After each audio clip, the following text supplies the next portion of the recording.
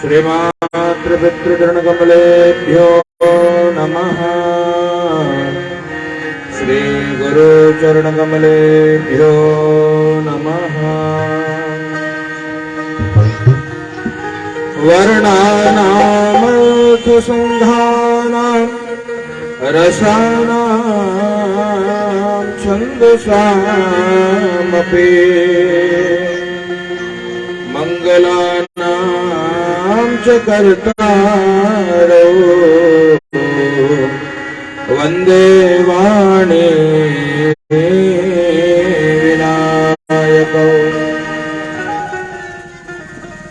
ध्येयं सदा परिभवाग्नमभीष्टदोहम् तीर्थास्पदो शिवविरञ्चिनुतो शरण्यम् भृत्यार्तिहं प्रणतबाल भवाब्धिपोतो वन्दे महापुरुष ते चरणारविन्दम्।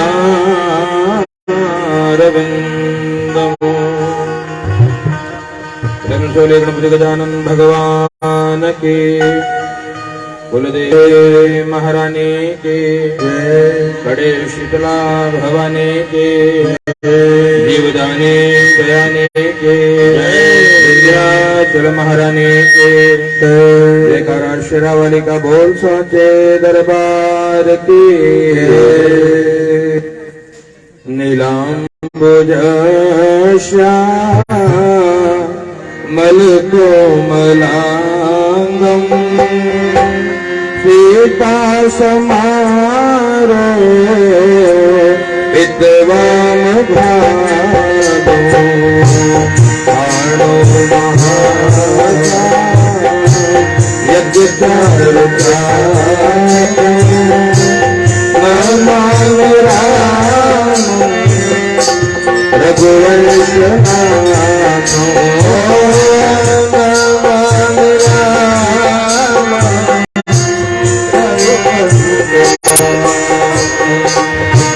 कर्पूरगौरं करुणावतारं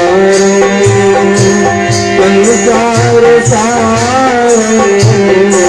भुजगेन्द्रहारं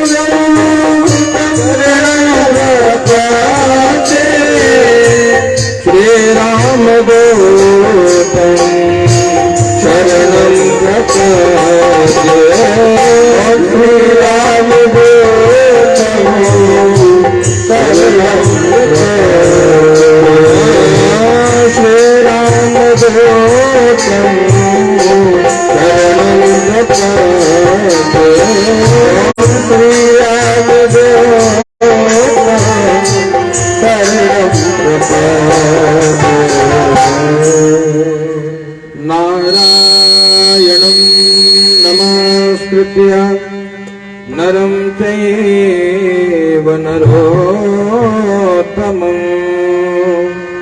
देवीं सरस्वतीं व्यासं ततो जयमुदीरये। जय जय श्री राधारमण, जय जय नवल किशोर, जय गोपी चित चोर प्रभु, जय जय माखन चोर। प्रेम जुली राधा युगल सरकार की।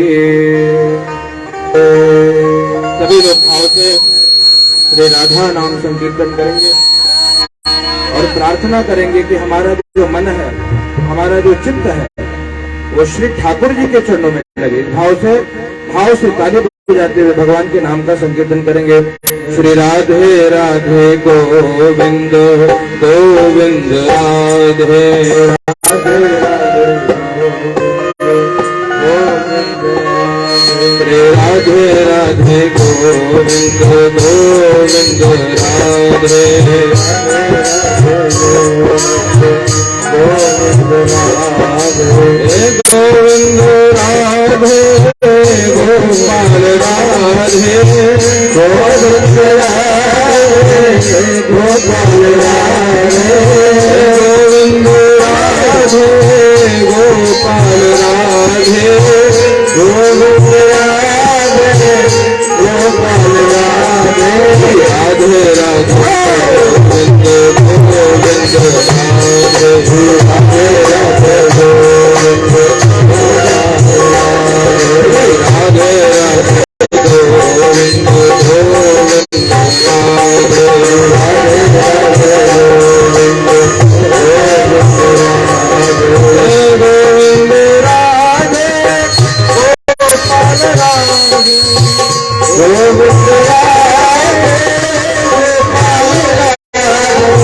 गोविंद राधे गोपाल राधे गोविंद राधे गोपाल राधे गोविंद राधे गोपाल राधे गोविंद राधे राधे राधे गोविंद गोविंद राधे राधे राधे गोविंद गोविंद राधे राधा रमण हरि बोल, जय जय राधा रमण हरि बोल, जय जय राधा रमण हरि बोल, जय जय राधा रमण जय जय राधा रमण हरि बोल, जय जय राधा रमण हरि बोल, जय राधा रमण हरि बोल, जय जय राधा रमण हरि बोल,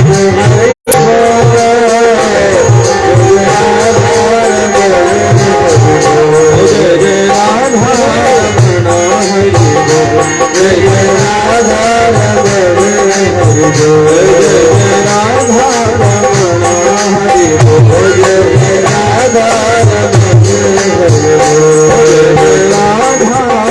रमण राधा युगल सरकार की भवानी शंकर भगवान की कमल देवी मात की अपने अपने मात पिता की गुरुदेव भगवान की पार्वती पतये हर हर महादेव। जय जय श्री राधे, जय जय श्री राधे।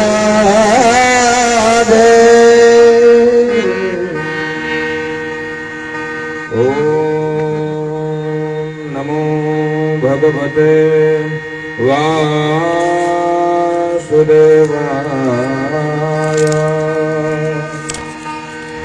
तो चलिए आज भगवान की दिव्य लीला, भगवान की दिव्य कथा को श्रवण करने के लिए आपके हमारे जो जन्म जन्मांतर के पुण्य उदित हुए हैं, उसके फल स्वरूप अकारण करुणावृणालय भक्त वांछा कल्पतरु भगवान श्री कृष्णलाल की अद्भुत लीला, उनके दिव्य चरित्र को श्रवण करके आप और हम अपने जीवन को धन्य बनाने का प्रयास करेंगे। श्रीमद् भागवत में प्रवेश करने से पहले भागवत जी को नमस्कार करते हैं और प्रार्थना करते हैं कि हे राधा युगल सरकार, हे वृंदावन बिहारी लाल, आपके चरणों में प्रीति बनी रहे, आपके चरणों में प्रेम बना रहे, इस भाव से भगवान को नमन करेंगे। सच्चिदानंद रूपाय विश्वोत्पत्त्यादि हेतवे तापत्रय विनाशाय श्री कृष्णाय वयं नमः, श्री कृष्णाय वयं नमः। कृष्ण कन्हैया लाल की। आज वैसे भी आपके पास हमारे पास समय कम है और आज केवल भगवान के श्रीमद् भागवत महापुराण की महिमा को श्रवण करने के लिए हम सभी यहाँ एकत्रित हुए हैं।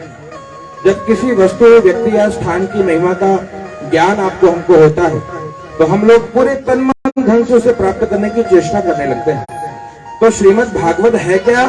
कहा भैया ये भगवान का वांग्मय स्वरूप है, मतलब भगवान श्रीमद् भागवत में आकर के विराजमान हो गए। तो ऐसे श्रीमद् भागवत को श्रवण करने से कहा भैया जन्मांतरे यदा पुण्यम तदा भागवतम लभे। जब जन्म जन्मांतर के आपके हमारे पुण्य उदित होते हैं तब जाकर के आपको हमको श्रीमद् भागवत की कथा सुनने का या कहने का सौभाग्य प्राप्त होता है। तो आप और हम सभी जीव सौभाग्यशाली हैं जो भगवान की दिव्य लीला को श्रवण करने के लिए यहाँ पर उपस्थित हुए हैं। और इसी प्रकार से ठाकुर जी की कृपा आप पर, हम पर बनी रहे, इस भाव से भगवान के चरणों में प्रार्थना करेंगे और उसे एक विनती करेंगे कि हम सब मिलकर आए दाता तेरे दरबार, हम सब मिलकर आए दाता तेरे दरबार, हम सब मिलकर आए दाता तेरे दरबार, हम सब मिलकर आए दाता तेरे दरबार। ओ भर को झोली सबकी तेरे पूर्ण भंडार, भर को झोली सबकी तेरे पूर्ण भंडार, ओ भर को झोली सबकी तेरे पूर्ण भंडार, भर को झोली सबकी तेरे पूर्ण भंडार। ओ होवे जब संध्या काल, होवे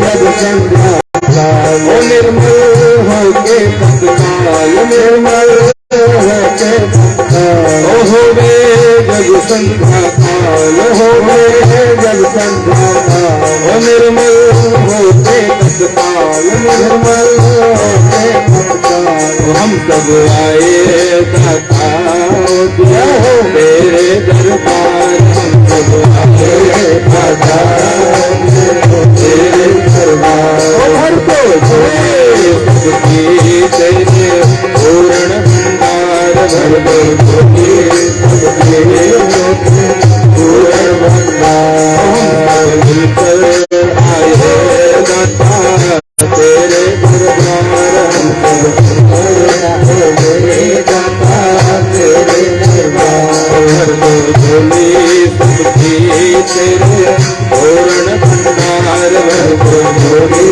सबकी तेरे पूर्ण भंडार, भर को झोली सबकी तेरे पूर्ण भंडार, भर को झोली सबकी तेरे पूर्ण भंडार। गुरु कृष्ण कन्हैया लाल की जय। तो भगवान की दिव्य कथा यहाँ प्रारंभ हुई और कथा प्रारंभ हुई तो पहले भगवान को नमस्कार किया। हमारे यहाँ परंपरा रही है वो होगा गमछा पोछे बिना पसीना होता है, बिल्कुल बेवकूफ। तो पहले प्रणाम किया है श्री कृष्णाय वयं नमः, केवल कृष्ण को नमस्कार नहीं किया। कृष्ण भगवान के साथ श्री राधा रानी को भी नमस्कार किया है। यहाँ कुछ महापुरुष कहते हैं कि भागवत में राधा रानी का कहीं भी नाम तक उल्लेख नहीं हुआ है, लेकिन यहाँ पर बताते हैं कि भैया जो श्री कृष्ण है, जो श्री है, वो श्री ही राधा जी है। तो ऐसी राधा रानी के बिना कृष्ण आधा है। गीत भी गाते हैं हमारे यहाँ कि कृष्ण के बिना, राधा जी के बिना श्याम आधा है। तो ऐसे भगवान की दिव्य लीला और इसमें भगवान के स्वभाव और स्वरूप के बारे में बताया। भगवान का स्वभाव और स्वरूप क्या है? तो भगवान का स्वरूप है सच्चिदानंद रूपाय विश्वोत्पत्त्यादि हेतवे तापत्रय विनाशाय श्री कृष्णाय वयं नमः। भगवान को नमस्कार क्यों करना चाहिए? देखिए एक बात याद रखना, जब भगवान की कहीं कथा हो, पूजा हो, लीला हो और आपको हमको आमंत्रण मिला है, हाँ, और हम किसी कारणवश शरीर में व्याधि हो, आदि हो, उपाधि हो, मन न लग रहा हो, मन उद्विग्न हो, किसी भी संशय या समस्या में हो, तो कहते भगवान को प्रणाम करने मात्र से भगवान की कृपा प्राप्त हो जाती है। हाँ, आजकल तो कहते हैं कुछ लोग समोसा खिला खिला के कृपा कर रहे हैं। हाँ, समोसा खा लीजिए, चटनी खा लीजिए, ये पुदीना खा लीजिए, कृपा हो जाए। लेकिन हमारे कहते भैया कृपा अगर आपको चाहिए जीवन में, आप चाहते हो कि राधा युगल सरकार की कृपा हो जाए, भगवान की कृपा हो जाए, एक काम आपको करना होगा। क्या? अगर और कुछ न कर पाओ तो प्रणाम तो अवश्य करना चाहिए। हाँ?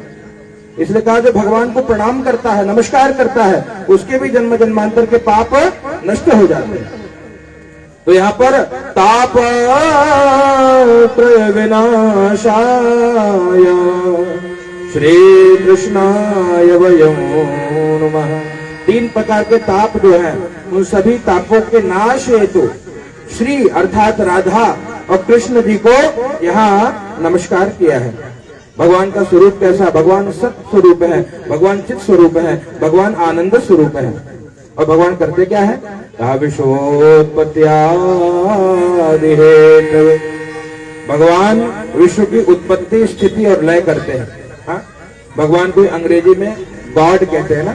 गॉड मतलब कहा जी फॉर जनरेटर और ओ फॉर ऑपरेटर और डी फॉर डिस्ट्रॉयर। उन्हीं कृष्ण का नाम गॉड है। और ऐसे राधा कृष्ण सरकार की ये वांगमयी मूर्ति श्रीमद् भागवत और भगवान की अहेतु की कृपा आप पर हम पर है, जो हम यहाँ पर श्रवण कर रहे हैं। जब ये कथा प्रारंभ कहाँ हुई? कहा कथा प्रारंभ हुई नैमिषारण्य तीर्थ में। लेकिन नैमिषारण्य का महात्मा क्या है? कहते हैं नैमिषारण्य वो तीर्थ है जिसको चक्र तीर्थ भी कहते हैं, है ना। माता जी ने चक्र तीर्थ में भागवत सुना। हाँ, ये बड़ी कृपा है। क्यों चक्र तीर्थ? क्योंकि ब्रह्मा जी ने अपने मनुष्य चक्र को छोड़ा। वहां कहा छोड़ा? जहां पर वो चक्र स्थिर हो जाए वहीं कथा करेंगे। हाँ, मतलब जहां पर मन स्थिर हो जाए वहीं पर भगवान की कथा श्रवण करनी चाहिए। इसलिए हमारे यहाँ कहते हैं अगर हो सके तो भगवान की कथा घर में कर लीजिए ना, अपने घर में भगवान की कथा। पर आजकल देखिए छोटे छोटे घर हैं, कहाँ व्यवस्था हो पाए। तो कहते भैया घर से ज्यादा पुण्य आपको मिल जाएगा नदी के किनारे करिए। और नदी के किनारे न कर पाए तो सबसे श्रेष्ठ भोलेनाथ का मंदिर हो, किसी मंदिर के प्रांगण में करें। ऐसे गवल देवी माता की कृपा से आप लोग और हम सभी यहाँ अपने जीवन को कृतार्थ करने के लिए श्रीमद् भागवत में स्नान करने के लिए बैठे हैं। हाँ?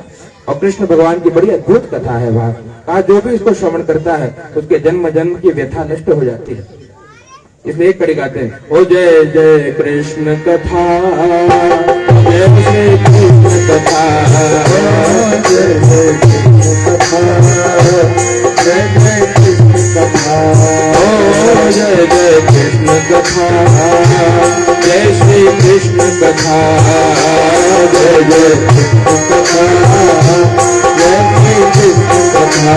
इसे श्रवण कर मिट जाती है, इसे श्रवण कर मिट जाती है, इसे श्रवण कर मिट जाती है, इसे जय जय कृष्ण कथा, जय जय कृष्ण कथा, जय श्री कृष्ण कथा, जय जय कृष्ण कथा, जय श्री कृष्ण कथा। राधा कृष्ण भगवान की जय। भाव से बोलिए जय श्री कृष्णा, श्री कृष्णा। और कुछ ना कर पाए तो इतना तो कर ही सकते। भाव से सभी बोलिए जय श्री कृष्णा, जय श्री कृष्णा। कहा भगवान कन्हैया इतने अद्भुत इनका नाम है, नाम इतना पावन है। मानस में गोस्वामी जी कहते हैं भैया पूरे मानस की रचना गोस्वामी जी ने करी। रामचरित मानस के रचयिता गोस्वामी श्री तुलसीदास जी महाराज है।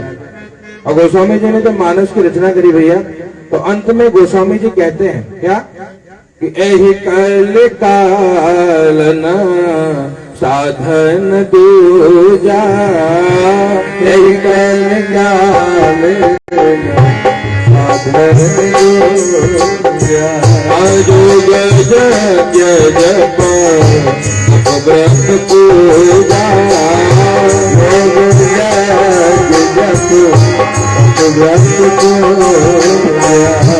राम ही सुमेरिएगा ये राम ही सुमेरिएगा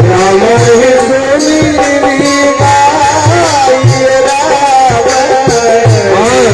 ही सुमेरिया गाए राम ही सुमेरी गाई राम संगत सुनिया राम गुण राम संगत सुनिया राम गुण राम संगत सुनिया राम गुण राम। रामचंद्र भगवान की जय। गोस्वामी जी बड़ी सुंदर बात बताते हैं भैया, इस कलिकाल में दूसरा कोई साधन शीघ्र आपको भगवत प्राप्ति नहीं करा सकता। आप सोचो योग करके श्री ठाकुर जी को प्राप्त कर लोगे, हाँ? जैसे हमारे बाबा रामदेव जी करवाते हैं, नाक कान पकड़िए सांस को खींचे, इससे लाभ क्या होता है? अच्छा, इस क्षेत्र में योग का क्या काम? मन में आएगा कि महाराज जी यहाँ कौन प्राणायाम की आवश्यकता? तो हर पूजन में प्राणायाम की आवश्यकता है। क्यों? क्योंकि भगवान की सेवा में तन की आवश्यकता नहीं है। बिना तन के भी भगवान की सेवा कई जीवात्मा कर रहे हैं। अमलात्मा विमलात्मा संत महामुनि यहाँ विचरण कर रहे हैं, उनकी कृपा प्राप्त होती है। और कुछ लोग बिना धन के भी भगवत सेवा कर रहे हैं। ठाकुर जी की सेवा के लिए धन भी बहुत नहीं लगता। भगवान तो यहाँ कहते हैं भैया, अगर आपके पास धन ना हो तो भी श्री ठाकुर जी की सेवा हो सकती है किसी भी रूप में। आप अगर गणपति रूप में भगवान को पूजते हो तो भगवान केवल दुर्वा से प्रसन्न हो जाने वाले देवता है। गणेश जी को कोमल कोमल दुर्वा चढ़ाइए, हमारे यहाँ लोग गीत भी गाते, कोमल कोमल दुर्वा चढ़े और गजानन हरे है। हमको दुर्वा बहुत प्रिय है। अगर आप कान्हा जी की सेवा करो, राघव जी की सेवा करो, श्री शालग्राम राम जी ठाकुर जी की सेवा करो, तो उसके लिए भी क्या कोई विशेष नियम नहीं है। तुलसी पत्र, तुलसी दल या तुलसी मंजरी जो उपलब्ध हो जाए उसी से सेवा कर लीजिए। कहा अगर वो ताजी न प्राप्त हो तो अगर तुलसी पत्र सूख गई है वो भी अगर आप गंगा जल में प्रक्षालन करके चढ़ा देंगे तो भी ठाकुर जी उसे स्वीकार कर लेते हैं। तो ऐसे भगवान बड़े कोमल है। अगर आप अभी तो महाशिवरात्रि का पर्व गया, महाशिवरात्रि पर्व में भोलेनाथ के लोगों ने खूब सेवा करी, खूब उनको दूध चढ़ाया। तो शिव जी की अगर आप सेवा करो तो उनको दुग्ध चढ़ा दीजिए।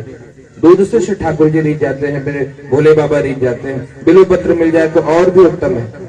तो भगवान पत्रम पुष्पम फलम तोयम यो मे भक्त्या प्रयक्षते, पत्रम पुष्पम फलम तोयम यो मे भक्त्या प्रयक्षते। भगवान गीता में कहते हैं क्या कि अगर आप मुझे पत्र प्रदान कर दो तो भी मैं रीझ जाऊंगा। भगवान प्रसन्न हो जाते हैं। पत्र हो, पुष्प हो, जल हो, जो कुछ भी श्री ठाकुर जी को अर्पित करो भगवान उसी में प्रसन्न हो जाते हैं। आप और हम यहाँ जो इतना बड़ा आयोजन कर रहे हैं इसलिए कर रहे हैं, इसलिए कर रहे हैं कि भगवान प्रसन्न हो जाए। बस भगवान प्रसन्न हो जाए तो क्या मिलेगा? कहा ये सब मिल जाएगा। यहाँ पर ठाकुर जी सारी व्यवस्था देखते हैं। भगवान कहते हैं कि अनन्या चिंतयन्तो माम ये जना पर्यपासते तेषां नित्याभियुक्तानां योगक्षेमं वहाम्यहम्। भगवान कहते हैं भैया अनन्य भाव से जो मेरा चिंतन करे। अनन्य मतलब क्या होता है? कहते हैं न अन्य, है ना, और किसी के सहारे नहीं, केवल भगवान के सहारे जो हो जाए। भगवान कहते हैं योग और क्षेम दोनों का वहन भगवान स्वयं करते हैं। अब योग क्या है? योग मतलब यह है भैया जो आपके जीवन में कमी है उसको भगवान जोड़ देते हैं आपके जीवन में। जो कुछ कम है, जिसकी आपको आवश्यकता है, भगवान की कृपा से आपकी आवश्यकताएं पूरी होती रहती है, जो जब समय समय पर। और क्षेम क्या है? कहा भैया जब बहुत सारी आवश्यकताएं पूर्ण होने लगे, बंगला गाड़ी नौकर चाकर सब हो जाए, तो फिर उसको संभालने की चिंता लगी रहती है ना, तो संभालते भी भगवान ही है। भगवान कहते हैं क्षेम वहन भी मैं ही करता हूँ। तो ऐसे भगवान है जो योग और क्षेम का वहन करते हैं, लेकिन एक कंडीशन है क्या? अनन्या चिंतयन्तो माम। अनन्य भाव से भगवान का चिंतन होना चाहिए। अनन्य भाव मतलब कि हमारा और कोई नहीं, मेरा कोई न सहारा बिन तेरे, ए गोपाल सावरिया मेरे, मेरा कोई न सहारा बिन तेरे भाव से